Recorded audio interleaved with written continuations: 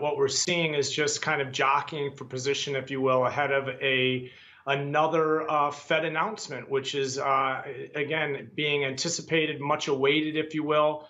A lot of the bond type activity that we've seen over the last couple days actually started last Thursday. And there was a bit of a kind of canary in the coal mine, if you will. There was a bit of insight or a bit of anticipation, if you will, in terms of how stocks would respond to that. We've been watching bonds come off for the last 3 or 4 days now for the most part, but the real move started last Thursday. Stocks, again, as you've mentioned and was just brought up, have started to come off as well. I think there's just a lot of concern out there right now. It's also, keep in mind, it's probably price activity related to some of the larger traders coming back to the desks after, a month off, if you will. It was a very slow summer, very quiet month of August. September started out, kind of came out with a bang, if you will. But there seems to be just a lot of movement right now, a lot of volatility right now, a lot of concern, and it seems like money's been moving around again, which is Yeah. nice to see, actually, considering what a slow, kind of low volatility type environment we saw throughout June, July, and August. Yeah, and a low volume environment as well. So, Ben, how are you trading this volatility, or are you more in buy and hold mode?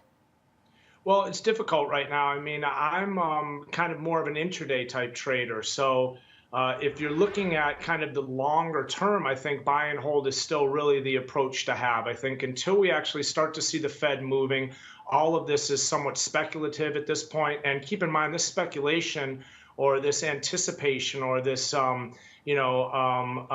kind of the expectations, if you will, that we are going to see the Fed act have been, for the most part, in 2016, just that. We really have yet to see the Fed act. So again, there's concerns about it, but we continue to kick the can down the road when they don't, and they haven't. For the most part, we thought we were going to see 3 or 4 rate hikes this year, and we've seen one.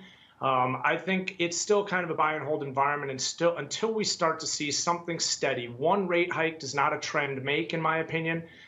We have yet to see any real trend as far as the Fed acting to raise rates. It's very possible that it will happen in this month, but until we start to see that, I think that we're going to continue to see very similar type price activity, volatile type environments in terms of what we've seen in the bonds, in terms of what we've seen in stocks.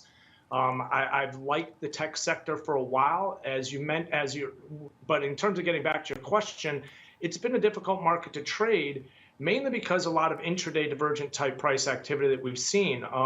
Most recently we saw the NASDAQ, we saw the Russell up into the new highs, the Dow and the S&Ps did not join. And even on an intraday basis, similar to what we saw today, a lot of intraday divergent type activity, which kind of takes away energy and takes away follow through.